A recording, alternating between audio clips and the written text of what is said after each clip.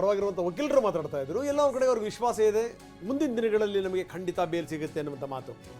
ಅವರೇ ಹೇಳ್ತಾರೆ ಜನಾರ್ದನ್ ರೆಡ್ಡಿ ಅವ್ರನ್ನ ಜೈಲಿಗೆ ಕಳಿಸ್ತಾರೆ, ಯಾಕಂದರೆ ಶಿಕ್ಷೆಯ ಪ್ರಮಾಣ ಜಾಸ್ತಿ ಇದೆ. ಜನಾರ್ದನ್ ರೆಡ್ಡಿ ಅವ್ರನ್ನ ವಶಕ್ಕೆ ಪಡಿತಾರೆ ಪೊಲೀಸರು, ಅದಾದ ನಂತರ ಜೈಲಿಗೆ ಕರ್ಕೊಂಡು ಹೋಗ್ತಾರೆ.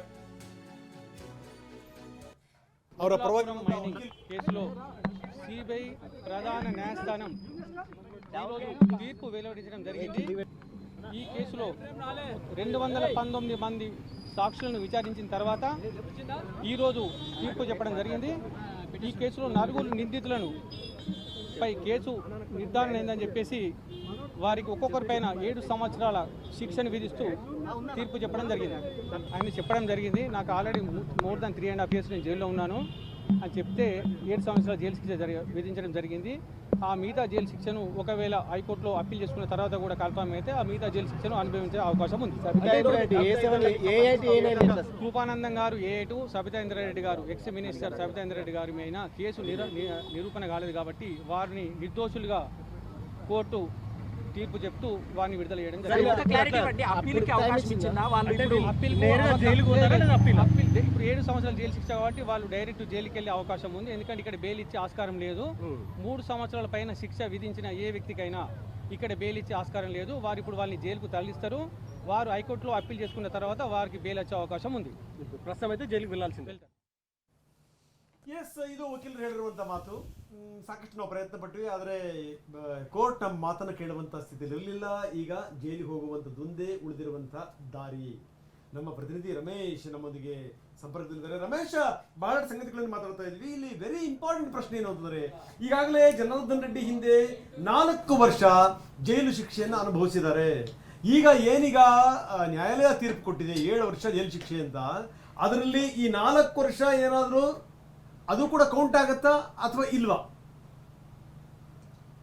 ರಂಗನಾಥ್, ಸಾಮಾನ್ಯವಾಗಿ ಒಂದು ಕೇಸ್ನಲ್ಲಿ ಎಷ್ಟು ವರ್ಷ ಅವರು ಜೈಲಿನಲ್ಲಿ ಇರ್ತಾರೋ ಅದೇ ಕೇಸ್ ಸಂಬಂಧಪಟ್ಟಂತೆ ತೀರ್ಪು ಬಂದಾಗ ಆ ಕೇಸ್ನಲ್ಲಿ ಎಷ್ಟು ಶಿಕ್ಷೆ ಅನುಭವಿಸಿದಾರೋ ಅದನ್ನ ಸೆಟ್ ಆಫ್ ಮಾಡ್ತಾರೆ. ಅಂದ್ರೆ ಒಟ್ಟಾರೆ ತೀರ್ಪಿನಲ್ಲಿ ಏನ್ ಶಿಕ್ಷೆಯನ್ನು ವಿಧಿಸಿರ್ತಾರೋ ಆ ಒಟ್ಟಾರೆ ಶಿಕ್ಷೆಯ ಪ್ರಮಾಣದಿಂದ ಅನುಭವಿಸಿರುವ ಶಿಕ್ಷೆಯನ್ನ ಸೆಟ್ ಆಫ್ ಮಾಡಿ ಉಳಿದಿರುವಂತ ಶಿಕ್ಷೆಯನ್ನ ನೀವು ಅನುಭವಿಸಬೇಕು ಅಂತ ಹೇಳಿ ತೀರ್ಪಿನಲ್ಲಿ ಉಲ್ಲೇಖ ಮಾಡ್ತಾರೆ. ಹೀಗಾಗಿ ಈ ಕೇಸ್ನಲ್ಲಿ ತೀರ್ಪು ಪ್ರತಿ ಇನ್ನೂ ಸಿಕ್ಕಿಲ್ಲ. ತೀರ್ಪಿನ ಪ್ರತಿಯಲ್ಲಿ ಅದನ್ನ ಸೆಟ್ ಆಫ್ ಮಾಡಿದ್ರೆ ಆ ಸಂದರ್ಭದಲ್ಲಿ ಅದರ ಲಾಭವನ್ನು ಅವ್ರು ಪಡ್ಕೋಬಹುದು. ಇನ್ನು 3 ವರ್ಷ ಅವ್ರು ಜೈಲಿನಲ್ಲಿ ಕಳೆದ್ರೆ ಈ ಶಿಕ್ಷೆಯನ್ನ ಪೂರ್ಣಗೊಳಿಸಿದಂಗಾಗತ್ತೆ. ಅದೇ ರೀತಿ ಒಂದ್ ವೇಳೆ ಕೋರ್ಟ್ ಅಲ್ಲಿ ಏನಾದ್ರು ಈ ಒಂದು ಆದೇಶ ಬರ್ದೇ ಹೋದ್ರೆ, ಸೆಟ್ ಆಫ್ ಆದೇಶ ಬರ್ದೇ ಹೋದ್ರೆ, ಈಗ ಹೈಕೋರ್ಟ್ ಅಲ್ಲಿ ಹೇಗಿದ್ರು ಅವ್ರು ಮೇಲ್ಮನವಿ ಸಲ್ಲಿಸ್ತಾರೋ ಅಲ್ಲೂ ಕೂಡ ಅವ್ರು ಮನವಿಯನ್ನ ಮಾಡಬಹುದು.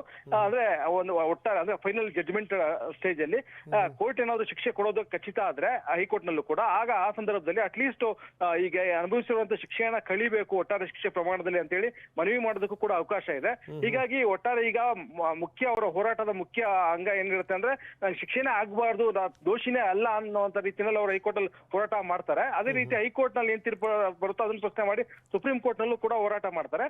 ಅಂತಿಮವಾಗಿ ಈಗ ಸುಪ್ರೀಂ ಕೋರ್ಟ್ ನಲ್ಲಿ ಏನ್ ತೀರ್ಪು ಬರುತ್ತೆ ಅದೇ ಇವರಿಗೆ ಫೈನಲ್ ಆಗುತ್ತೆ. ಅಲ್ಲಿವರೆಗೂ ಒಂದಲ್ಲ ಒಂದ್ ರೀತಿಯಲ್ಲಿ ಇವರಿಗೆ ರಿಲೀಫ್ ಸಿಗುತ್ತೆ. ಯಾಕಂದ್ರೆ ಇಷ್ಟು ವರ್ಷ ಜೈಲಿನಲ್ಲಿ ಇರೋದ್ರಿಂದ ಮತ್ತೆ ಇಷ್ಟು ವರ್ಷ ಬೇಲ್ ನಲ್ಲಿ ಇದ್ದಿದ್ರಿಂದಲೂ ಕೂಡ ಕೋರ್ಟ್ ಅದನ್ನು ಕೂಡ ಪರಿಗಣಿಸಿ ಮುಂದಿನ ದಿನಗಳಲ್ಲಿ ಬೇಲ್ ಕೊಡಬಹುದು. ಆದ್ರೆ ಸುಪ್ರೀಂ ಕೋರ್ಟ್ ತಕ್ಷಣಕ್ಕೆ ಅವರನ್ನ ವಶಕ್ಕೆ ಪಡೆಯಲಾಗ ತಕ್ಷಣಕ್ಕೆ ಅವರು ಜೈಲೇ ಗತಿ ಅಲ್ವಾ? ಯಾಕಂದ್ರೆ ಮುಂದಿನ ಪ್ರಕ್ರಿಯೆಗಳನ್ನ ಅವರು ಜೈಲಲ್ಲಿ ಇದ್ದುಕೊಂಡೇ ಮುಂದುವರಿಸಬೇಕಾಗತ್ತಲ್ವಾ? ಖಂಡಿತ ಪ್ರತಿಮಾ. ಯಾಕಂದ್ರೆ ಈಗ ಪೊಲೀಸ್ ಬಂಧನ ಮಾಡ್ಲೇಬೇಕಾಗತ್ತೆ. ಈಗ ಅವ್ರನ್ನ ನ್ಯಾಯಾಂಗ ಬಂಧನಕ್ಕೆ ಒಳಗಾಗ್ತಾರೆ. ಈಗ ಇದೆಲ್ಲ ಪ್ರಕ್ರಿಯೆ ಮುಗಿಯೋದಕ್ಕೆ ಇನ್ನೂ ಕೆಲವು ದಿನಗಳು ಬೇಕಾಗತ್ತೆ. ಅಂದ್ರೆ ಇಮಿಡಿಯೇಟ್ ಆಗಿ ಬೇಲ್ ಸಿಗುವಂತ ಸಾಧ್ಯತೆಗಳೇ ಇಲ್ಲ. ಯಾಕಂದ್ರೆ ಹೈಕೋರ್ಟ್ ಅಲ್ಲಿ ಅವರು ಮೇಲ್ಮನವಿಯನ್ನು ಸಲ್ಲಿಸಬೇಕು. ಮೇಲ್ಮನವಿ ಸಲ್ಲಿಸಿದ ಸಂದರ್ಭದಲ್ಲಿ ಸಿಬಿಐಗೆ ನೋಟಿಸ್ ಅನ್ನ ಜಾರಿ ಮಾಡುತ್ತೆ ಕೋರ್ಟ್. ಸಿಬಿಐ ವಾದವನ್ನು ಕೂಡ ಕೇಳುತ್ತೆ. ಕೇಳಿದ ನಂತರ ಕೋರ್ಟ್ ಡಿಸೈಡ್ ಮಾಡಬೇಕಾಗುತ್ತೆ. ಹೀಗಾಗಿ ಇದಕ್ಕೆ ಕೆಲವು ದಿನಗಳ ಕಾಲಾವಕಾಶ ಇರಬಹುದು. ಒಂದ್ ವೇಳೆ ಏನಾದ್ರು ಹೈಕೋರ್ಟ್ ಜಾಮೀನು ಕೊಡೋಕೆ ನಿರಾಕರಿಸಿದ್ರೆ, ಯಾಕಂದ್ರೆ ಇವ್ರ ಮೇಲಿರುವಂತಹ ಆರೋಪಗಳು ಬಹಳ ಗಂಭೀರವಾದಂತಹ ಆರೋಪಗಳಾಗಿರೋದ್ರಿಂದ ಕೋರ್ಟ್ ಏನಾದ್ರು ಜಾಮೀನು ಕೊಡೋದಕ್ಕೆ ನಿರಾಕರಿಸಿದ್ರೆ ಆಗ ಮುಂದೆ ಸುಪ್ರೀಂ ಕೋರ್ಟ್ ಇಂದ ಅವ್ರಿಗೆ ರಿಲೀಫ್ ಸಿಗೋವರೆಗೂ ಅವ್ರು ಜೈಲಲ್ಲೇ ಇರಬೇಕಾಗತ್ತೆ. ಹೀಗಾಗಿ ಈಗ ಜನಾರ್ದನ್ ರೆಡ್ಡಿ ಭವಿಷ್ಯ ಈಗ ಹೈಕೋರ್ಟ್ ಕೊಡುವಂತ ಒಂದು ಆದೇಶದ ಮೇಲೆ ನಿಂತಿದೆ. ರಮೇಶ್, ಒಂದೆರಡು ಬಹಳ ಕ್ಯೂರಿಯಾಸಿಟಿ ಹುಟ್ಟಿಸುವಂಥ ಪ್ರಶ್ನೆಗಳಿದೆ. ಈಗ ನೋಡಿ, ನೀವು 20 ವರ್ಷ ಈ ರೀತಿಯ ಈ ಕೋರ್ಟಿನ ಕೇಸ್ಗಳೇನೇನಿದೆ ಅದಕ್ಕೆ ಸಂಬಂಧಪಟ್ಟಂಗೆ ವರದಿ ಮಾಡಿದ್ದೀರಿ. ಯಾವುದಾದ್ರೂ ಒಂದು ಕೋರ್ಟು ಶಿಕ್ಷೆ ಕೊಟ್ಟಂಥ ಸಂದರ್ಭದಲ್ಲಿ ಹಿಂದೆ ಅನುಭವಿಸಿದಂಥ ಜೈಲು ಶಿಕ್ಷೆ ಅದು ಕಡಿತಗೊಳಿಸದೇನೆ ಅದೇ ರೀತಿ ಕಂಟಿನ್ಯೂ ಆಗಿರುವಂಥದ್ದು ಯಾವುದಾದ್ರೂ ಇದೆಯಾ? ನಂಬರ್ 1. ನಂಬರ್ 2, ವೆರಿ ಇಂಪಾರ್ಟೆಂಟ್ಲಿ, ತಾವೇ ಹೇಳಿರೋ ಪ್ರಕಾರ ಏನು ಅಂದರೆ, ಏನಾದರೂ ಅದು ಕಡಿತ ಆಯಿತು ಅಂತಂದರೆ ಮೊದಲ 4 ವರ್ಷ ಅನುಭವಿಸಿದಂಥ ಶಿಕ್ಷೆ ಈ 7 ವರ್ಷದ ಶಿಕ್ಷೆಯಲ್ಲಿ ಕಡಿತ ಆಯಿತು ಅಂದರೆ ಇನ್ನು 3 ವರ್ಷ ಮಾತ್ರ ಬಾಕಿ ಇರುತ್ತೆ. ಈ 3 ವರ್ಷದ ಆ ಶಿಕ್ಷೆ ಅನ್ನುವಂಥದ್ದು ಇದೆಯಲ್ಲ, ಅದು ಇವರ ಶಾಸಕ ಸ್ಥಾನವನ್ನು ಉಳಿಸುವಂಥ ನಿಟ್ಟಿನಲ್ಲಿ ಏನಾದರೂ ಹೆಲ್ಪ್ ಆಗ್ಬೋದಾ ರಮೇಶ್? ರಂಗನಾಥ್, ಖಂಡಿತ ಅದು ಹೆಲ್ಪ್ ಆಗೋದಿಲ್ಲ. ಯಾಕೆಂತಂದ್ರೆ ಕಾನೂನು ಏನ್ ಹೇಳುತ್ತಂದ್ರೆ ಯಾವುದೇ ಒಬ್ಬ ಶಾಸಕನಾಗಿರೋನು ಅಥವಾ ಶಾಸಕ ಸ್ಥಾನಕ್ಕೆ ಸ್ಪರ್ಧೆ ಮಾಡಕ್ ಬಯಸಿರೋನು 2 ವರ್ಷಕ್ಕಿಂತ ಜಾಸ್ತಿ ಶಿಕ್ಷೆಗೆ ಒಳಗಾದ್ರೆ, ಅಂದ್ರೆ ಕಳೆದಿರೋ ಶಿಕ್ಷೆ ಇಲ್ಲಿ ಕೌಂಟ್ ಆಗೋದಿಲ್ಲ. ಕೋರ್ಟ್ ವಿಧಿಸುವಂತ ಶಿಕ್ಷೆ 2 ವರ್ಷಕ್ಕಿಂತ ಜಾಸ್ತಿ ಇದ್ರೆ ಆಗ ಆತ ಆಟೋಮೆಟಿಕ್ ಆಗಿ ಶಾಸಕ ಸ್ಥಾನದಿಂದ ಅನರ್ಹಗೊಳ್ತಾನೆ ಅಂತೇಳಿ. ಆದ್ರೆ ಇಲ್ಲಿ 2 ವರ್ಷ ಅಲ್ಲ 7 ವರ್ಷ ಶಿಕ್ಷೆ ಆಗಿದೆ. ಒಂದ್ ವೇಳೆ ಏನು ಶಿಕ್ಷೆ ಅನುಭವಿಸಿರುವಂತ ಪ್ರಮಾಣವನ್ನ ಮೈನಸ್ ಮಾಡೋದು 3 ವರ್ಷ ಶಿಕ್ಷೆ ಉಳಿಯುತ್ತೆ. ಆದ್ರೆ ಕನ್ಸಿಡರೇಷನ್ ಆಗೋದು 7 ವರ್ಷನೇ ಅಂತಾನೆ. ಹೀಗಾಗಿ ಈಗ ಕಳೆದಿರುವಂತ ಶಿಕ್ಷೆ ಈಗ ಲೆಕ್ಕಕ್ಕೆ ಬರೋದಿಲ್ಲ. ಹೀಗಾಗಿ ಜನಾರ್ದನ್ ರೆಡ್ಡಿ ಅವರ ಒಂದು ಶಾಸಕ ಸ್ಥಾನ ಅನರ್ಹ ಆಗೇ ಆಗತ್ತೆ. ಆದ್ರೆ ಇದಕ್ಕೆ ಒಂದೇ ಒಂದು ವಿನಾಯಿತಿ ಏನಿದೆ ಅಂದ್ರೆ ಹೈಕೋರ್ಟ್ ಏನಾದ್ರು ಈ ಶಿಕ್ಷೆಗೆ ತಡೆಯಾಜ್ಞೆ ಕೊಟ್ರೆ ಮಾತ್ರ ಅವ್ರ ಶಾಸಕ ಸ್ಥಾನವನ್ನ ಉಳಿಸ್ಕೋಬಹುದು. ಇನ್ನು ಎರಡನೇದಾಗಿ ಇನ್ನೊಂದು ಪ್ರಶ್ನೆ ಏನ್ ಕೇಳಿದ್ರೆ ಅಂದ್ರೆ ಈಗ ಅಂದ್ರೆ ಸೆಟ್ ಆಫ್ ಮಾಡದೇ ಇರುವಂತ ಉದಾಹರಣೆ ಇದೆಯಾ ಅಂತ. ಅದು ಬಹಳ ಅಪರೂಪದ ಕೇಸ್ಗಳಲ್ಲಿ ಮಾತ್ರ ಆ ರೀತಿ ಈಗ ಉದಾಹರಣೆ ಅತ್ಯಾಚಾರ ಪ್ರಕರಣಗಳು, ಕೆಲವು ಕೇಸ್ಗಳಲ್ಲಿ ತುಂಬಾ ಅಪರೂಪದ ಪ್ರಕರಣಗಳಲ್ಲಿ ಮಾತ್ರ ಆತರ ಸೆಟ್ ಆಫ್ ಮಾಡಲ್ಲ. ಆದ್ರೆ ಬಹುತೇಕ ನಾನು ಅಬ್ಸರ್ವ್ ಮಾಡಿದಂಗೆ ಎಲ್ಲಾ ಕೇಸಲ್ಲೂ ಕೂಡ ಈ ಅನುಭವಿಸಿರುವಂತ ಶಿಕ್ಷೆಯನ್ನ ಸೆಟ್ ಆಫ್ ಮಾಡಿ ಉಳಿದಿರೋ ಒಂದು ನೀವು ಶಿಕ್ಷೆನ ಅನುಭವಿಸಬೇಕು ಅಂತ ಹೇಳ್ತಾರೆ. ಯಾಕಂದ್ರೆ ಒಂದ್ಸಲ ಶಿಕ್ಷೆ ವಿಧಿಸಿದಾಗ ಅವರು ಕೂಡ ಜೈಲಲ್ಲಿ ಕಳೆದಿರೋದ್ರಿಂದ 4 ವರ್ಷ ಆ ಅವಧಿಯನ್ನ ಕೋರ್ಟ್ ಅಂದ್ರೆ ಕನ್ಸಿಡರ್ ಮಾಡೇನೆ ಒಂದು ತೀರ್ಪನ್ನ ಕೊಡುತ್ತೆ. ಈಗ ಈ ಒಂದು ತೀರ್ಪಲ್ಲೂ ಕೂಡ ಆ ಅಂಶ ಉಲ್ಲೇಖ ಆಗಿರುವಂತ ಸಾಧ್ಯತೆ ಇದೆ. ಇಲ್ಲಿವರೆಗೂ ಅವ್ರು ಎಷ್ಟು ದಿನಗಳ ಕಾಲ ಜೈಲಿನಲ್ಲಿ ಇದ್ದೋ ಆ ಅವಧಿಯನ್ನ ಸೆಟ್ ಆಫ್ ಮಾಡಿ ಉಳಿದಿರೋ ಅವಧಿಯನ್ನ ಅವ್ರು ಜೈಲಲ್ಲಿ ಕಳಿಬೇಕು ಅನ್ನುವಂತ ಅಂಶ ಈ ತೀರ್ಪಿನಲ್ಲಿ ಇರುವಂತ ಸಾಧ್ಯತೆ ಇದೆ. ಹೀಗಾಗಿ ಆ ತೀರ್ಪಿನ ಪ್ರತಿ ಸಿಕ್ಕ ನಂತರ ಇದಕ್ಕೆ ಸ್ಪಷ್ಟ ಉತ್ತರ ಸಿಗುತ್ತೆ. ಒಂದ್ ವೇಳೆ ಕೋರ್ಟ್ ಆ ರೀತಿ ಅಬ್ಸರ್ವ್ ಮಾಡದೆ ಹೋದ್ರು ಹೈಕೋರ್ಟ್ ನಲ್ಲಿ ಅವರು ಈ ಬಗ್ಗೆ ಮನವಿಯನ್ನು ಮಾಡೋದಕ್ಕೆ ಅವಕಾಶ ಇದೆ. ರಮೇಶ್, ಈ ಕಾನೂನು ವಿಚಾರ ಅನ್ನುವಂಥದ್ದು ಇದೆಯಲ್ಲ, ಇದು ಕಬ್ಬಿಣದ ಕಡಲೆ. ಒಂದು ಜನಸಾಮಾನ್ಯರಿಗೆ ಎದ್ದಿರುವಂಥ ಒಂದು ಪ್ರಶ್ನೆ ನಾನು ನಿಮ್ಮ ಹತ್ರ ಕೇಳಲೇಬೇಕು ರಮೇಶ್. ಏನು ಅಂತಂದರೆ, ಒಂದು ಕೋರ್ಟು ಬಂದಿರುವಂಥ ತೀರ್ಪು, ಆ ತೀರ್ಪಿನ ಸಂದರ್ಭದಲ್ಲಿ ನ್ಯಾಯಾಧೀಶರು ಆಡಿರುವಂಥ ಮಾತುಗಳು, ನಿಮಗೆ 10 ವರ್ಷದ ಮೇಲ್ಪಟ್ಟ ಯಾಕೆ ಶಿಕ್ಷೆ ಕೊಡಬಾರ್ದು, ನಿಮಗೆ ಜೀವಾವಧಿ ಶಿಕ್ಷೆಯನ್ನು ಯಾಕೆ ಕೊಡಬಾರ್ದು ಅನ್ನುವಂಥ ಪ್ರಶ್ನೆನ ಜಡ್ಜಿಯವರು ಕೇಳಿರುವಂಥದ್ದು. ಇವೆಲ್ಲ ಪಾಯಿಂಟ್ಸು ಕೂಡ ಏನಾದರೂ ಮುಂದಿನ ಕೋರ್ಟಿಗೆ ಹೋದಂಥ ಸಂದರ್ಭದಲ್ಲಿ ಅದರ ಪರಿಣಾಮಗಳಾಗುವಂಥ ಸಾಧ್ಯತೆ ಇದೆಯಾ ರಮೇಶ್?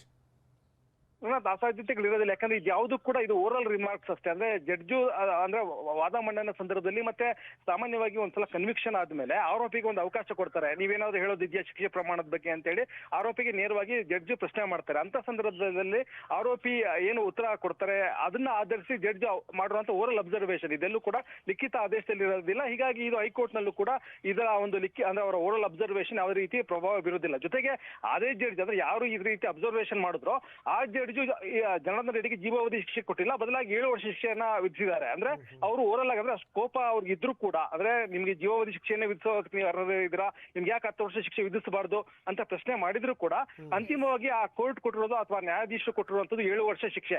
ಹೀಗಾಗಿ ರೆಕಾರ್ಡ್ ಅಲ್ಲಿ ಇರುವಂತದ್ದು 7 ವರ್ಷ ಶಿಕ್ಷೆ ಮಾತ್ರ ಆಗಿರೋದ್ರಿಂದ ಅದನ್ನ ಆಧರಿಸಿ ಹೈಕೋರ್ಟ್ ಕೂಡ ವಿಚಾರಣೆ ನಡೆಸುತ್ತೆ.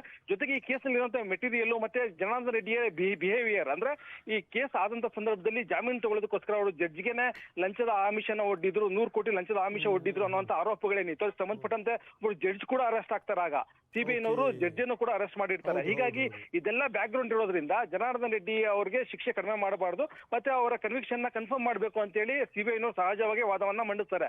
ಅಂತ ಸಂದರ್ಭದಲ್ಲಿ ಇವೆಲ್ಲ ಸರ್ಕಮ್ಸ್ಟಾನ್ಸಸ್ ಅನ್ನ ಗಮನದಲ್ಲಿ ಇಟ್ಕೊಂಡು ಹೈಕೋರ್ಟ್ ಕೂಡ ಇದಕ್ಕೆ ಬಗ್ಗೆ ಸೂಕ್ತವಾದಂತ ಒಂದು ಆದೇಶವನ್ನ ಮಾಡೋ ಸಾಧ್ಯತೆ. ರಮೇಶ್, ಈಗ ಮುಂದೆ ಇವರು ಹೈಕೋರ್ಟ್ಗೆ ಹೋದಂತ ಸಂದರ್ಭದಲ್ಲಿ ಏನಾದರೂ ಈ ತೀರ್ಪಿಗೆ ತಡೆಯಾಜ್ಞೆ ಸಿಗದೇನೆ ಈ ತೀರ್ಪಿಗೆ ಸಂಬಂಧಪಟ್ಟಂಗೆ ಇವ್ರಿಗೆ ಏನಾದರೂ ಜಾಮೀನು ಸಿಕ್ಕರೆ ಅವ್ರೀಗ ಈ ತಡೆಯಾಜ್ಞೆ ವಿಚಾರಕ್ಕೆ ಸಂಬಂಧಪಟ್ಟಂಗೆ ಏನಾದರೂ ಸುಪ್ರೀಂ ಕೋರ್ಟ್ಗೆ ಹೋಗಬೇಕಾಗತ್ತಾ? ತಡೆಯಾಜ್ಞೆಗೆ ಮಾತ್ರ ಆ ಸಾಧ್ಯತೆಗಳು ಇದೆ ರಂಗನಾಥ್. ಯಾಕಂದ್ರೆ ಇಲ್ಲೂ ಕರ್ನಾಟಕ ಹೈಕೋರ್ಟ್ ಕೂಡ ಸತೀಶ್ ಶೈಲ್ ಅವರಿಗೆ ಶಿಕ್ಷೆ ಆದಾಗ ಅವರು ಕೂಡ 7 ವರ್ಷ ಶಿಕ್ಷೆ ಆಗಿತ್ತು. ಆ ಸಂದರ್ಭದಲ್ಲಿ ಮೊದಲಿಗಿನ ಹೈಕೋರ್ಟ್ ಆ ಶಿಕ್ಷೆಗೆ ತಡೆಯಾಜ್ಞೆಯನ್ನ ಕೊಟ್ಟಿರಲಿಲ್ಲ, ಕೇವಲ ಜಾಮೀನನ್ನ ಮಾತ್ರ ಕೊಟ್ಟಿತ್ತು. ಆ ಸಂದರ್ಭದಲ್ಲಿ ಅವರು ಪರ ವಕೀಲರು ಪದೇ ಹೈಕೋರ್ಟ್ಗೆ ಮನವಿಯನ್ನ ಮಾಡಿ ಶಿಕ್ಷೆಗೆ ತಡೆಯಾಜ್ಞೆಯನ್ನ ಕೊಡಬೇಕು, ಇಲ್ಲಾಂದ್ರೆ ಅವರ ಶಾಸಕ ಸ್ಥಾನದಿಂದ ಅನರ್ಹಗೊಳ್ತಾರೆ ಅಂತೇಳಿ ಪದೇ ಮನವಿ ಮಾಡಿದ ನಂತರ ಹೈಕೋರ್ಟ್ ಸಿಬಿಐ ಪರ ವಕೀಲರ ವಾದವನ್ನ ಕೂಡ ಕೇಳಿ 1 ತಿಂಗಳ ನಂತರ ಆ ಒಂದು ಶಿಕ್ಷೆಗೆ ತಡೆಯಾಜ್ಞೆಯನ್ನ ಕೊಟ್ಟಿತ್ತು. ಹೀಗಾಗಿ ಸತೀಶ್ ಶೈಲ್ ಅವರ ಶಾಸಕ ಸ್ಥಾನ ಈಗ ಉಳ್ಕೊಂಡಿದೆ. ಅದೇ ರೀತಿ ಜನಾರ್ದನ್ ರೆಡ್ಡಿ ಅವರ ಕೇಸಲ್ಲೂ ಕೂಡ ಹೈಕೋರ್ಟ್ ಸ್ಟೇ ಕೊಟ್ಟು ಉಳ್ಕೊಳ್ಳುತ್ತೆ. ಒಂದು ವೇಳೆ ಹೈಕೋರ್ಟ್ ಸ್ಟೇ ಕೊಡದೆ ಹೋದ್ರೆ ಆಗ ಸುಪ್ರೀಂ ಕೋರ್ಟ್ ಮೊರೆ ಹೋಗಿ ಅವರು ಈ ಒಂದು ಕೇಸ್ಗೆ ಸ್ಟೇ ಅನ್ನ ತಗೋಬೇಕಾಗತ್ತೆ. ಶಿಕ್ಷೆ ಪ್ರಮಾಣಕ್ಕೆ ಅಂದ್ರೆ ಶಿಕ್ಷೆಗೆ ದೋಷಿ ಅನ್ನುವಂತ ಶಿಕ್ಷೆಗೆ ಸ್ಟೇ ಅನ್ನ ತಗೋಬೇಕಾಗತ್ತೆ. ಎಸ್ ರಮೇಶ್, ಧನ್ಯವಾದ ತಮ್ಮೆಲ್ಲ ಮಾಹಿತಿಗೆ. ಇದು ಸಂಗತಿ ಅಂದ್ರೆ ಒಂದು ಹೊಸ ರಗಳೆ ಶುರುವಾಗಿದೆ, ಅವರಿಗೆ ಹೊಸ ತಲೆಬಿಸಿ ಶುರುವಾಗಿದೆ. ಯಾವ ರೀತಿ ಇದರಿಂದ ಹೊರಗಡೆ ಬರ್ತಾರೆ? ಹೈಕೋರ್ಟ್ ಹೋಗುವಂಥದ್ದು ಒಂದೇ ಮಾರ್ಗ, ಹೈಕೋರ್ಟ್ನಿಂದ ಅವರಿಗೆ ಜಾಮೀನು ಸಿಗಬಹುದು. ಆದರೆ ಈ ತೀರ್ಪಿಗೆ ತಡೆಯಾಜ್ಞೆ ಸಿಗಲಿಲ್ಲ ಅಂತಂದರೆ ಶಾಸಕ ಸ್ಥಾನಕ್ಕೆ ಬಾಧೆ ಖಚಿತ. ಈಗ ಅದಕ್ಕೋಸ್ಕರ ಅವರು ತೀರ್ಪಲ್ಲಿ ಬರುವಂತಹ ಅಂಶಗಳು ಯಾವ Very important. ಮೆರಿಟ್ ಮೇಲೆ, ಯಾವ ಗ್ರೌಂಡ್ಸ್ ಮೇಲೆ ಅಂತ ಅನ್ನೋದು ಕೂಡ ಬಹಳ ಪ್ರಮುಖ ಆಗುತ್ತೆ. Very important. ನೋಡಿ 4 ವರ್ಷ ಜೈಲು ಶಿಕ್ಷೆ ಅನುಭವಿಸಿ ಬಂದರೂ ಕೂಡ, ಇನ್ನು 3 ವರ್ಷ ಇದ್ರೂ ಕೂಡ Yes. ಅದಕ್ಕೂ ಇದಕ್ಕೂ ಸಂಬಂಧ ಇಲ್ಲ. ಶಿಕ್ಷೆಯ ಪ್ರಮಾಣ 7 ವರ್ಷ ಅಂತ ಕನ್ಸಿಡರ್ ಮಾಡುವಂಥದ್ದು ಇದೆಯಲ್ಲ, Yes. ಅದು ಶಾಸಕ ಸ್ಥಾನವನ್ನು ಉಳಿಸುವಂತ ನಿಟ್ಟಿನಲ್ಲಿ ಹೆಲ್ಪ್ ಆಗಲ್ಲ. Yes. ಇದು ಕೂಡ ವೆರಿ ಇಂಪಾರ್ಟೆಂಟ್ ಆಗಿದೆ. ಇದಕ್ಕೆ